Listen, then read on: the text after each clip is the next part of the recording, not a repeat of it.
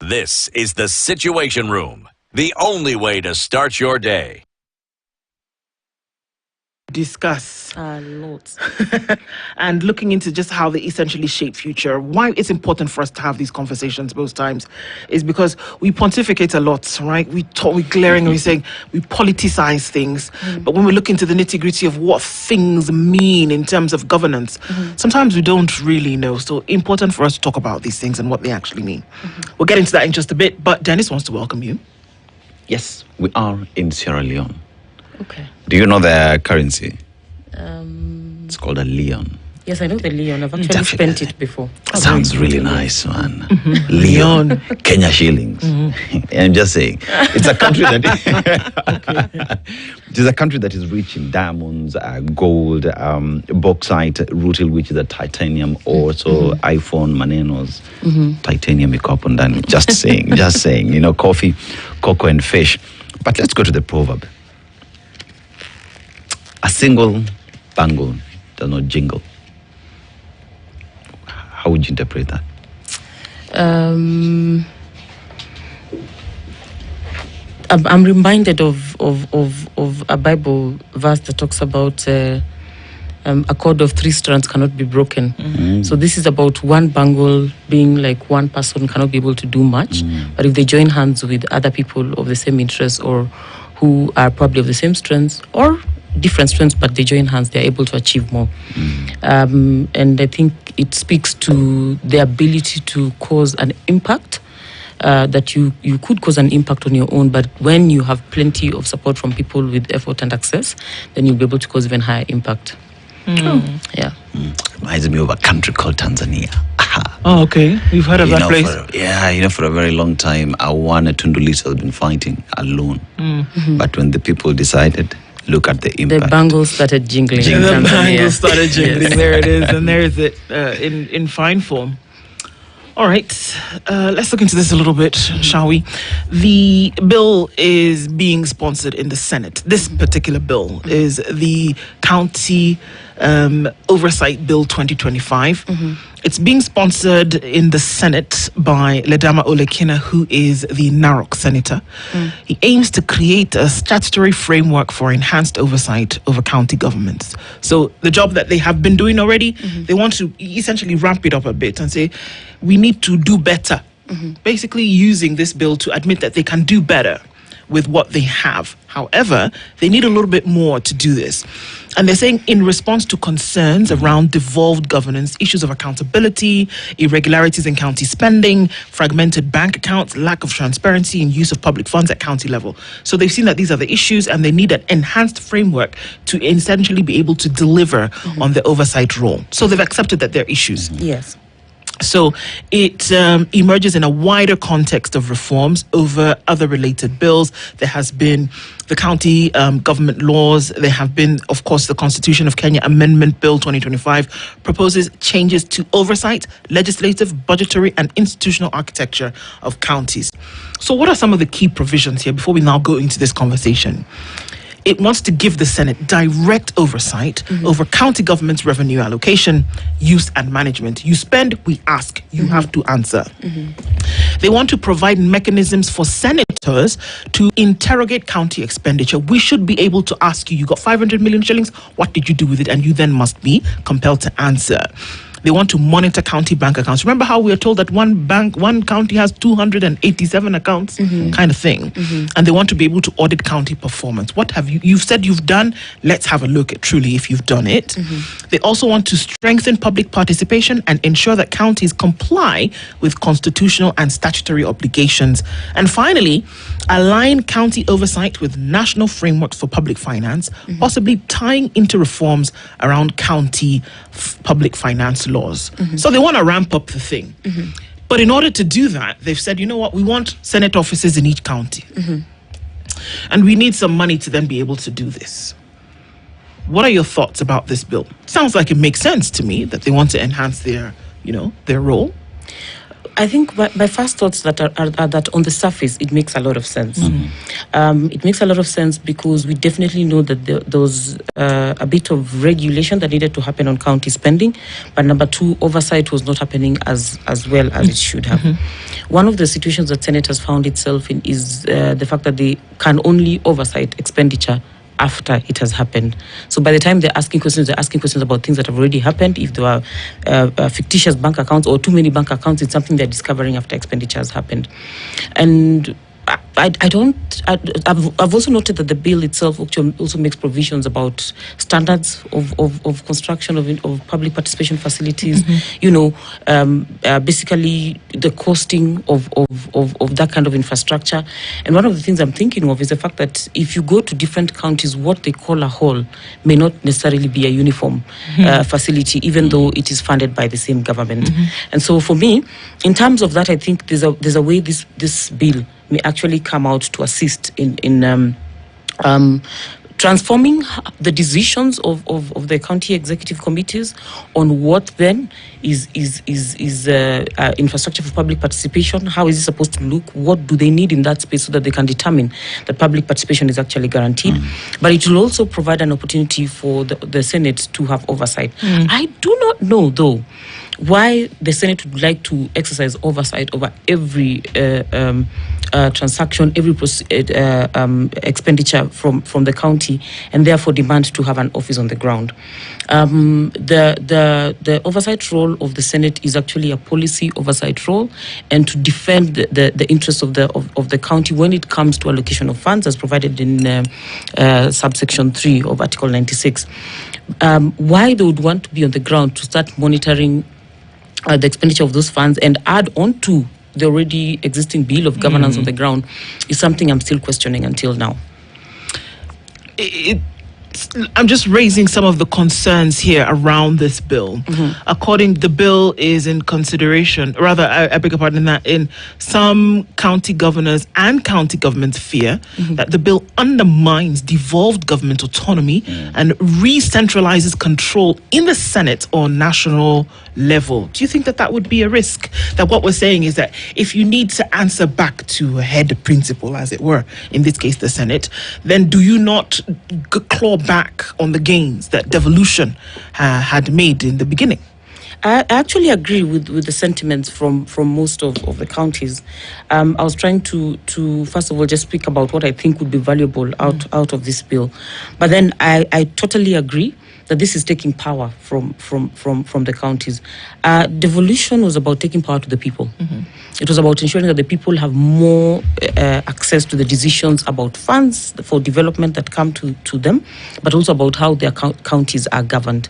And so once you take the decision-making power to the counties, once you take the resources to the county, and then you again insert a national representative to come and oversight, and as you call them, the principal over the spending, then one of the things that you're taking that decision-making from the people and putting it back in the hands of elected individuals who have very clear roles defined in Article 96 of the Constitution.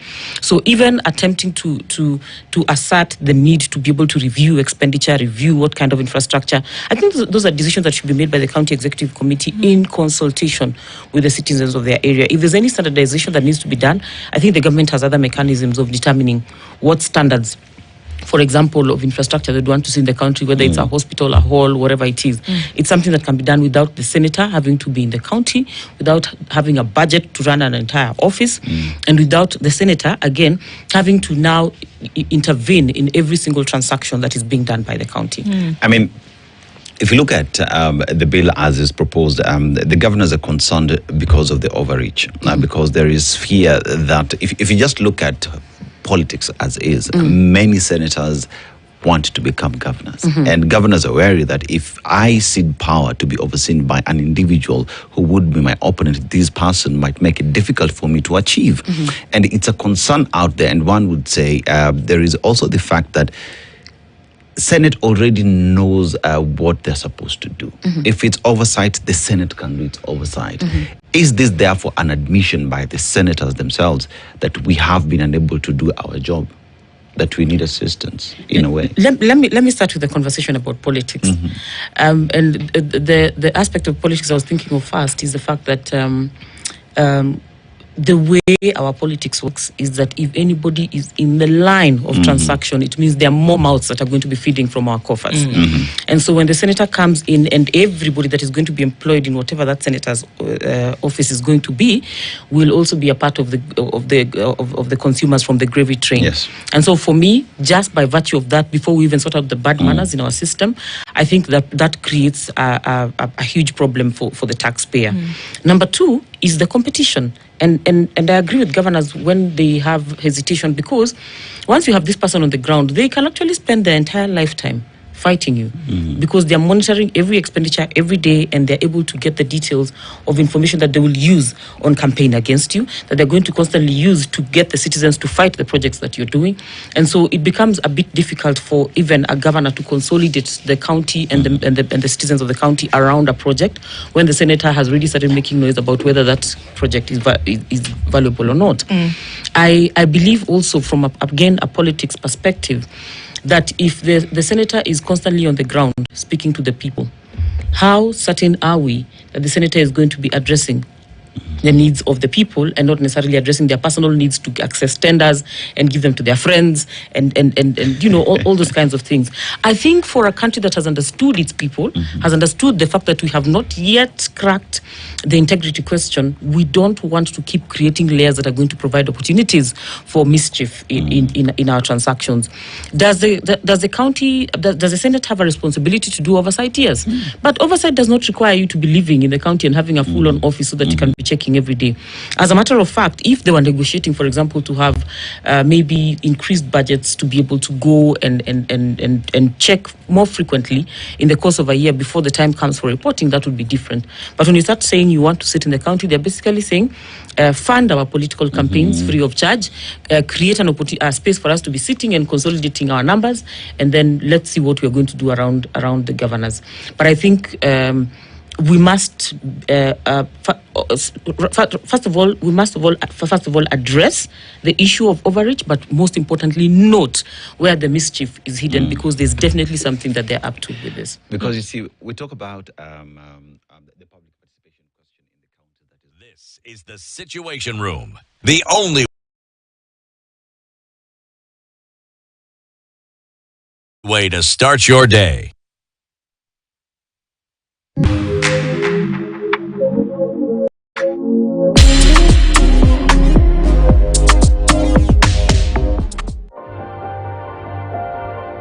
My skin is my identity, my strength. It's unique and deserves care made specially for me. Nivea Radiant and Beauty Even Glow, enriched with 95% pure vitamin C and pearl extract for visibly radiant and even-toned skin in just 2 weeks. Nivea Radiant and Beauty Even Glow. Skin is for celebrating my shade of beautiful. Nivea is for skin. This is the Situation Room, the only way to start your day. Building new facilities for public participation, or upgrading existing facilities for public participation, or improving or providing certain resources for existing public participation facilities. And the question I kept asking myself is, do you need an entire governance system to determine in a county that we have a hall that can be used for public participation, but it doesn't have sufficient toilets, so let us build toilets in it. That we have a hall, but it already has cracks on the wall, so we need to repair it for the safety of individuals. That we have a huge hall that accommodates 1,000 people, but then we don't have spaces that would accommodate 200 people, and therefore we need to create breakout rooms in this hall. I don't think it requires an entire conference to figure out those kinds of things. That's number one. Number two, anybody who has been assessing the problems of public participation in Kenya knows it has got nothing to do with halls. It has got nothing to do with infrastructure. Definitely, some spaces that have been used for public participation have been a bit intimidating for citizens. But as soon as it is announced that those will be the spaces for public participation, like social halls, public gathering spaces, even churches, people will go for public participation in those spaces without intimidation. So it's a different question that should be addressed when discussing public participation. That question is, how accessible is information to the citizens? How do you announce that a public participation event is taking place? How do you make access to that facility easy, either by having a facility that is central to the county, or devolving the exercise of public participation even further to the ground so that everybody gets access to that opportunity? And then how do you make the hours, days that you have given for public participation meaningful, so that when you get feedback from the citizens, you do not then go and do what you want after they have told you what they do not want to see happening in public participation? I think, and I know it's a political scheme, that most of the times when politicians want to pass their own things, they actually hide in there things that look like they benefit the citizens so that they can be able to pass the mischief. There is no reason why public participation should be framed, or rather the efficiency and effectiveness of public participation should be framed within a bill where the Senate is demanding to get more powers on oversight and to reach the counties and as we call it, principal the governor. I think having the public participation components on this particular bill was just mischief and a way of getting the citizens to think that this is a good thing and ignore what exactly they are trying to do. Yeah. Okay, as we do this, I realize that we talk about them all the time: members of parliament, MCA, senator, governor, etc., without realizing what their actual roles are. If you were to call 3 random people and ask them what's a senator's job, they may not know. So, Stella, what is a senator meant to do? I'm glad you're asking. Because I know that not many people have taken time to actually read Article 96 of the Constitution of Kenya that talks about the role of the Senate. One of the reasons why the Senate exists is so that they can be able to represent the counties and serve their interests, not just serve and protect their interests in the national government. Not their own interests, but not the their own interests of the counties. Right. In the national conversations about the counties, and of course to protect their governments. So basically ensuring that these kinds of games where the government starts feeling like they may want to take back some of the power that the counties was given does not happen because the senator exists. The second one has got to do with participating in lawmaking and reviewing every single law that is developed that has to do with the counties. Okay. So if the National Assembly decides that they need to legislate on anything to do with the counties, then the Senate has to review any of those laws. Okay. And the Senate also has a mandate to ensure that they are checking that they all serve the interests of the county, and that they contribute more towards safeguarding and establishing the counties than dismantling and destroying the interests of those counties. The Senate also determines the allocation of funds okay. for the counties, and then it exercises oversight over the funds that have come from the national government going to the county. So basically, their oversight is supposed to be on national funds coming from the national government to the county. On the funds that have been raised by the county and are supposed to be spent in the county, they exercise a different role, ensuring financial fiduciary responsibility, etc. But there's a way that oversight is done after spending, not by policing, principling, head teaching the kind of expenditure that happens. Finally, the Senate participates in oversight of the state officers by considering and determining any resolutions to remove the president or the deputy president. This one I think Kenyans have already seen now, considering the process that we observed with the impeachment of Rigiji. And of course, they have also observed how the Senate has actually played their role in reviewing the decisions by the county executive committees or the county's citizens to impeach their own governors. So the decision eventually still has to come to the Senate, not as a decision maker on whether or not this person needs to be impeached, but on the propriety of the process that was used to impeach the officer. Most of the laws that they oversight over, or the lawmaking policies that they oversight over, are most of the laws that are defined in Article 109 to Article 113 of our Constitution, that covers basically the legislative process of this nation. Okay. Do you think that the Senate role in the last 14 years of devolution has been effective and has actually fulfilled the requirements of the Constitution? I think the first thing I will say is that the Senate has successfully managed to attract some very good brains, which is what should have happened with the Senate, especially because a lot of the work they were going to be doing was at a policy level, legislative level, and all of it was analysis work that requires brains that actually understand what is going on, brains that have understood governance, and brains that are able to think on their feet as they execute, because a lot of the changes that were happening in the counties were new ideas. On whether or not they were able to exercise their role on policy making, I think they've made quite a lot of noise on devolved funds. I think they've made quite a lot of noise on protecting the counties. What I don't think they've done well is when, for example, opportunities to caucus on and agree on some of the limitations that have been put on county funds before, and then the politics takes over. And their mind ceases to think about the counties. In terms of oversight, I have seen what the oversight looks like. One of the images that comes to my mind, actually not one, several images that come to my mind as far as not public participation but oversight is concerned, is the counties that are in northeastern part of Kenya, and the number of times I have seen struggles on the ground when they need to engage in oversight. They practically visit the county. The people they're supposed to see are not present to answer their questions, and when they are present, they're not getting the answers that they need. That is not just happening when they go to the ground. I'm talking about the ones in the northeastern part of this nation, because they are very far from the center.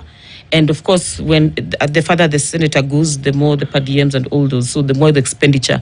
And for them to go all that way and not to come back with answers, for me, is normally problematic. Then there's also the times when, for example, they're dealing with the governor here in Nairobi, who refuses to answer questions, and it almost feels like they're toothless, getting frustrated, yelling at each other. Aren't they though?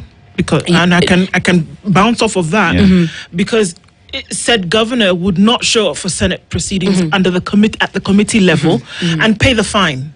And I remember very clearly the senator for Nairobi bringing up an issue on this matter and saying, we ask you to come here and give us this information so that we can inform the people of the progress that has been made.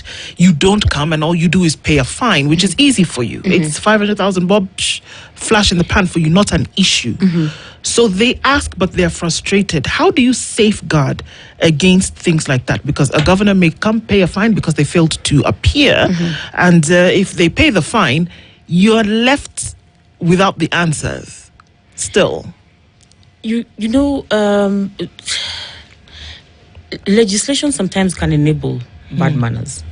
And I think when regulations indicate that you're going to pay a fine of 500,000 for a human who controls billions, and they don't have to get the 500,000 from their personal pockets, it becomes something that they can do every day, because the county is able to finance 500,000 per day for a whole year if he wants to avoid appearing for questioning. And so for me, part of it is actually the regulations that were put in place. I think the drafters of those regulations put that deliberately. Number one, to protect the interests of the governors in the future who are going to miss those sessions, and ensure that then they protect them. I want us to imagine the possibility of a law that would say, if a governor misses to attend a summon by the Senate, that they would have to immediately relinquish their seat.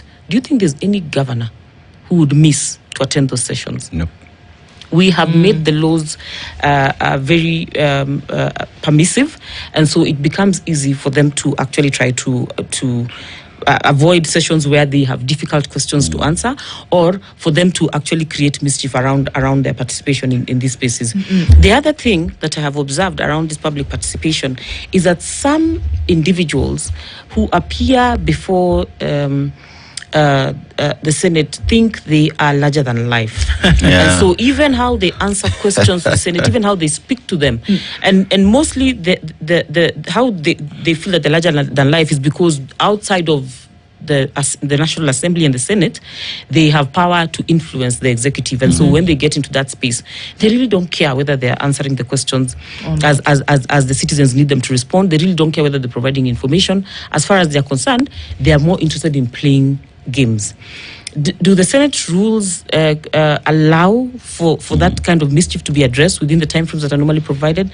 I think there's a lot more work that needs to be done to sharpen the questions that are normally asked, even by the senators. When I say that the Senate has attracted some brilliant members, it doesn't mean that everybody in the room normally asks the right questions. But I think when voters in Kenya are choosing senators, they must actually ensure that the person they're choosing is someone who has an ability to do an analysis at that level, and not just someone who has been implementing projects. The thing with our campaign mechanisms is that what we normally do is that we get the person who has made organized enough meetings to hand over things, flour, lessons for women, t-shirts and all those things. Unfortunately, the person giving you t-shirts may not have the ability to read any legislation coming from the National Assembly and provide valuable input. So he's going to be sitting in the Senate because he provided footballs and has organized many tournaments in the area, but is completely unable to review legislation that is going to determine how the players from that football pitch are going to get to the national representation, for example. And I think that is something that voters must actually think about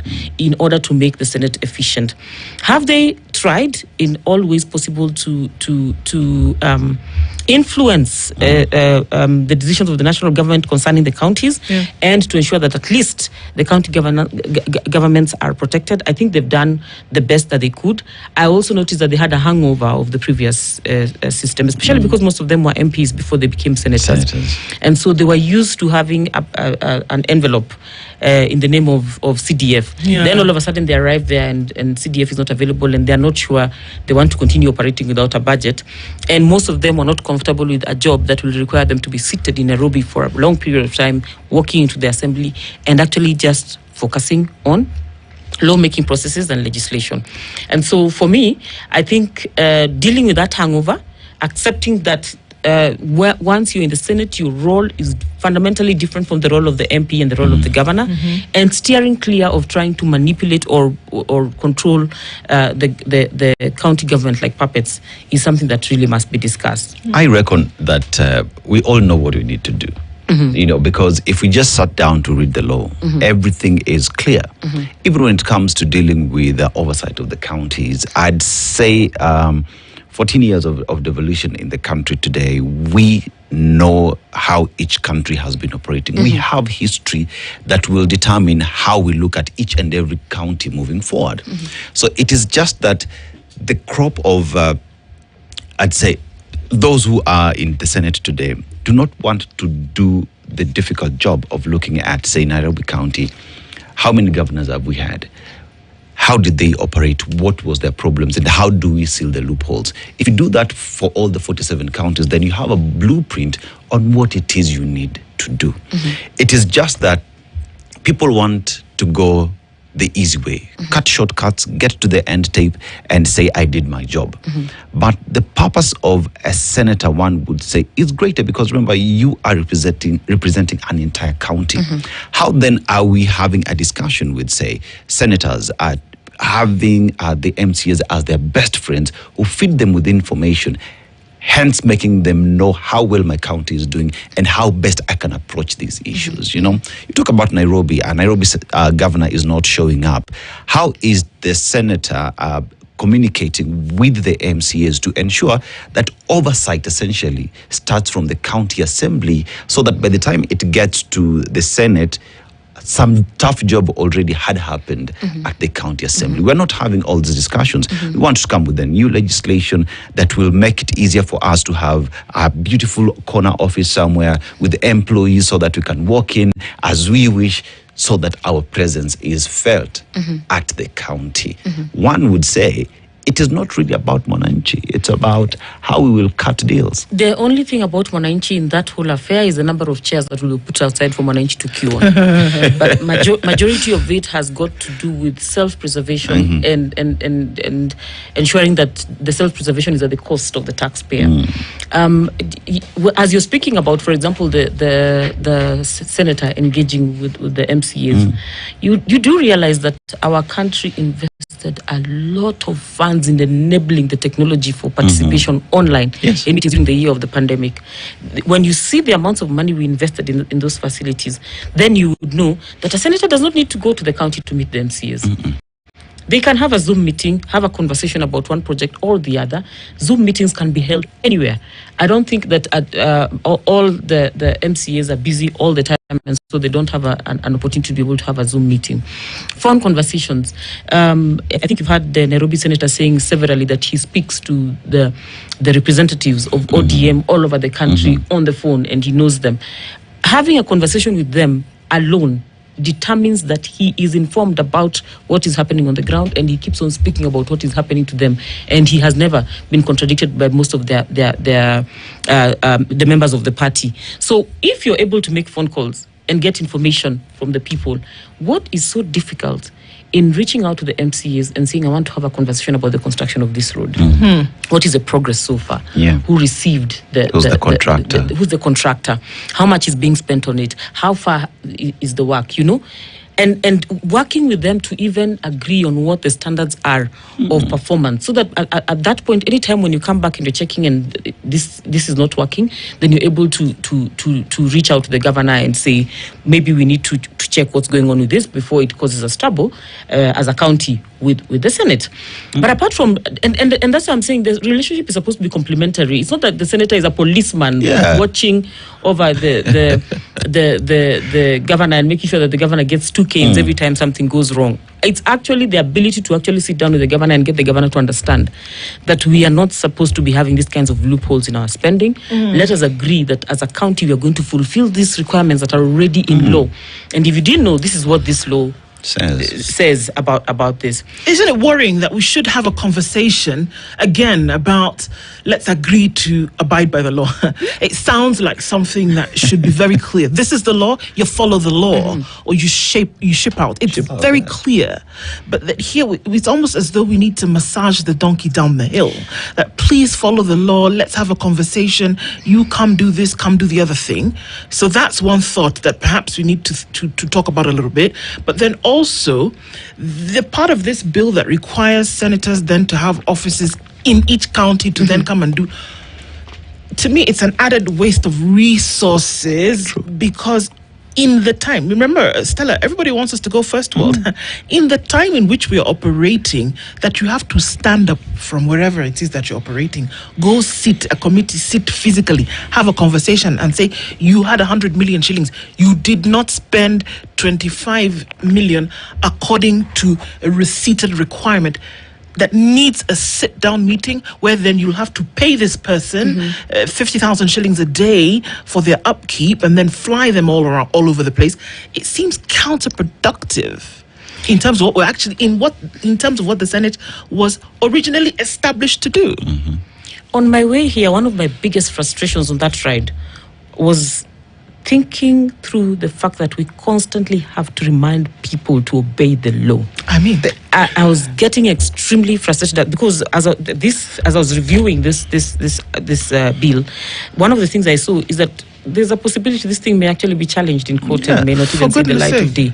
And I kept thinking to myself, the cost of it, publishing it, public participation, discussion at the Senate, all those things, only for us to go to court and be told, man, all this time we invested in this, it was actually unconstitutional, And so for me, it's problematic, and it's extremely problematic when that conversation is being held with people who are sitting in the Senate. Like I said, the Senate is supposed to be attracting very elite minds of people who are able, when I say elite, I don't mean like people who do not know what the people on the ground are going through, but people who have elite minds in terms of understanding of governance, so that they don't actually need to go to the ground to be able to get answers on what is happening.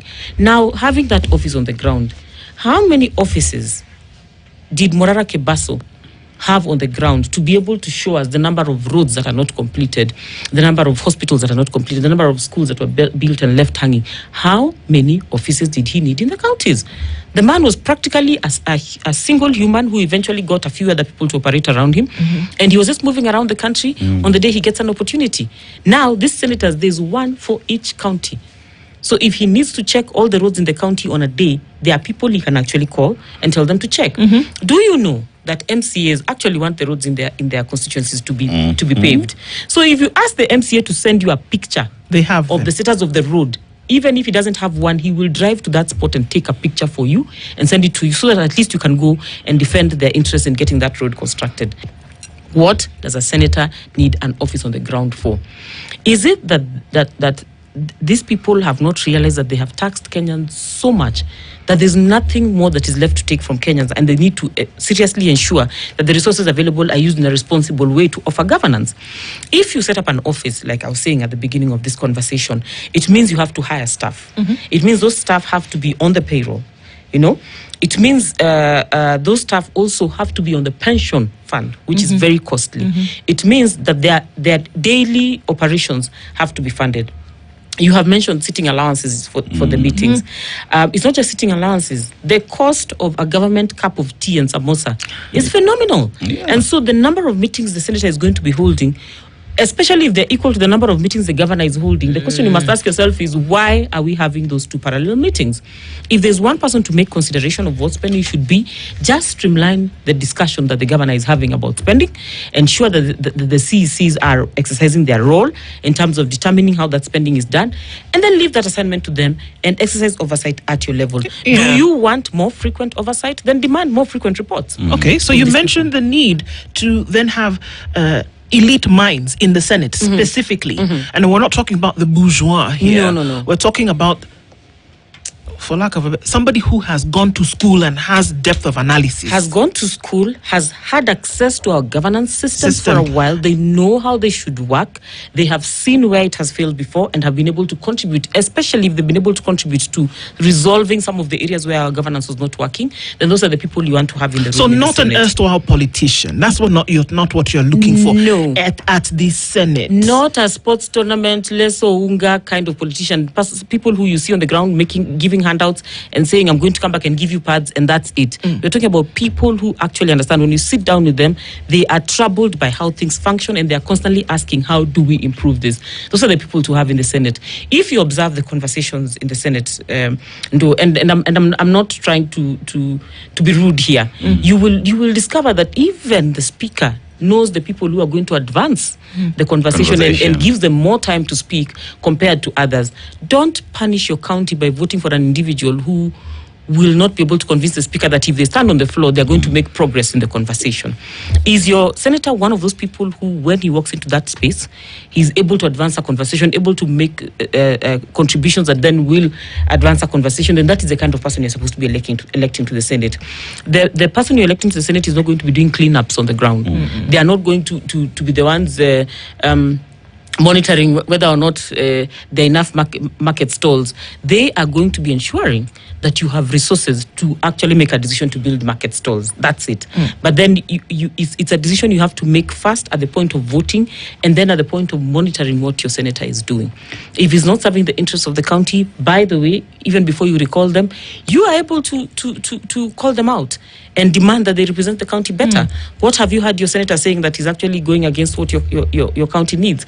Have you seen your senator, for example, not defending your interests, for example, and especially in counties like Turkana, you've seen where they're having struggles about the oil in Turkana. What is your senator saying about that oil? Are they siding with the national government because they're friends with the president, or are they speaking on behalf of the county? You know, and I believe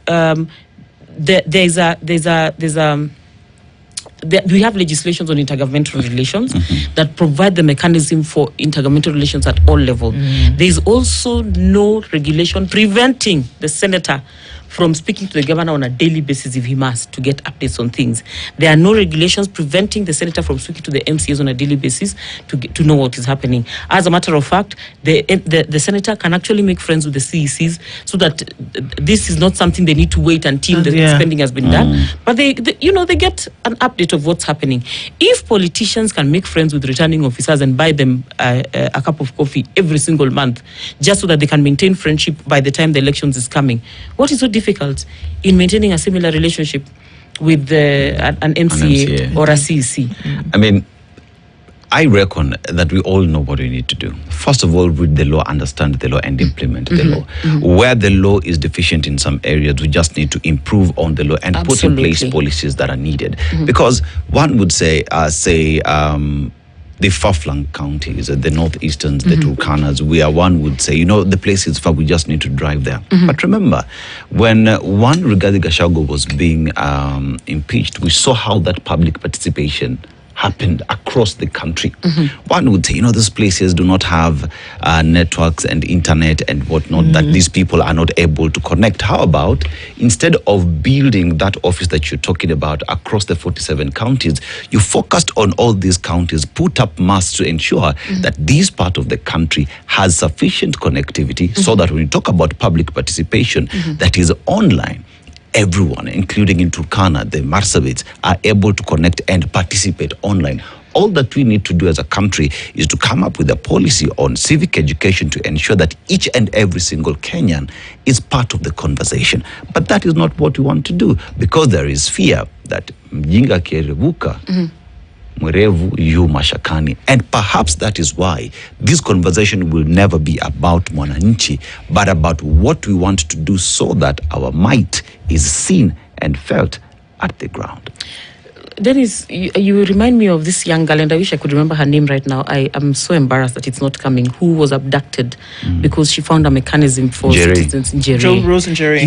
To provide their feedback online on legislation that was being discussed in the assembly. And to think that girl was arrested for such a noble cause, then it tells you why nobody is bothered about thinking about bringing that voice through available technology to the core. Instead, they're thinking of moving from the core and going down to the ground and setting up another office and another budget. And so for me, it's one of the conclusions I made this morning when I woke up is that some of these people just need to finish and go, because their hunger for opportunities to eat, their hunger for opportunities to feed, their hunger for opportunities to abuse the resources of the citizens of Kenya is becoming untenable, and they just need to leave. It is not difficult to figure out how to have public participation and broadcast it. It happened when we were impeaching Rigiji. And so it means it is possible to do it in all other circumstances. But when impeaching Rigiji, somebody somewhere wanted to demonstrate that they had public participation. And so they made sure that was seen. That person, why is it that they don't do the same when we are talking about investments on health facilities? Why is it that they don't use the same resources when you're talking about checking whether a hospital actually exists? Because the voices they got on camera can also confirm to them if the hospital that is receiving SHA is functioning. Why don't they invest their energy in ensuring that the conversation about public participation is broadcasted in the same way about everything? In fact, why not make it a standard that broadcasting happens? For me, it's going to create jobs for the youth that I work for. It's going to provide an opportunity for them to actually come in and be vlogging. Most of these young people don't need very technical equipment to be able to provide that kind of a service. Some of them don't even need you to hire them. As long as they're in the room, they will make sure that they cover the event if you allow them. Why are they not being made public? You know, we are providing old school solutions to current problems and hoping that we are going to resolve the governance problems that we have. Unfortunately, the people we are working with long moved on from meetings in social halls. If you give them an opportunity to feedback on a tool online, where they are, you get an influx of feedback. Absolutely. You know? And our senators want to be lazy, our MPs want to be lazy, and they think if the feedback is too much, they're not going to skim through it. They don't want to, they already are. It's just pure laziness, because if the data is too much, you can get people who are able to analyze that data, provide it in reports, and then you review and you can see what Kenyans have said. If Kenyans repeat severally that they do not want SHA in one report, you will not need to write that 10 million times. You will just write it once, that the summary is that this is the ratio of people who have said they don't want SHA. Because they don't want to work, they would rather set up offices and claim they're going to the ground. Again, I will ask, how many offices in the counties did Morara Kebaso have for him to be able to give Kenyans the information he had? All he had was technology, the will to travel, and a budget to get there. I don't even think he used the exorbitant budgets that our senators, for example, would use if they set up an office. And so for me, honestly, there's mischief in this entire conversation, and combining it with public participation and claiming to be trying to improve the efficiency and effectiveness of public participation is actually the top of the mischief. The devil is actually in that particular detail. Okay, so I know our minutes are running out, but just really quickly, is that every day, literally every day for the last few months, we've been seeing what the Auditor General termed as discrepancies in her audit report. And a lot of these came from counties. And also at the national level, in terms of billions of shillings that just are unexplained, unreceipted, unconstitutional in terms of their display in what should actually happen. And again, to then be able to interrogate this more, she often always says that I now leave it in the hands of Parliament, which for the Senate holds a huge responsibility when it comes to looking into these numbers. Stella, never, ever have we once had an interrogation leading to prosecution coming from the queries in audit from the Auditor General. Never in the history of Kenya. In the history of Kenya. It's never happened. Would you see that as a failure? What needs to be done to ensure that something like that, with the hundreds of billions over time that we have seen that unexplained, lost, taken, mismanaged, stolen, misappropriated, somebody can actually answer for those things if the Senate was operating as it should? Thank you so much for mentioning that. It happens to be one of the things that very important things that I forgot to mention in this conversation. The Office of the Auditor General is also another space that has attracted some very quality women, I say confidently women, to be able to lead that office. It seems to me that the government of Kenya, successive governments of Kenya, are not afraid of an Auditor General's office reporting truthfully about the mischief. As a matter of fact, they don't even mind us having a record. Their problem, as you have eloquently elaborated, is with pushing the Auditor General's report towards a level where someone is held accountable for the funds that are lost. Now, does the Senate need to go all the way to the ground to be able to check that money was not spent for this or money is missing for this? They don't need to go. That is something they can actually figure out from that Auditor General's report and start asking questions from that point onwards. If then they get a discrepancy in terms of the reports on the quality of work done or not, then maybe they can ask for, other reports from the ground that then will be able to give them more information to make decisions about the county.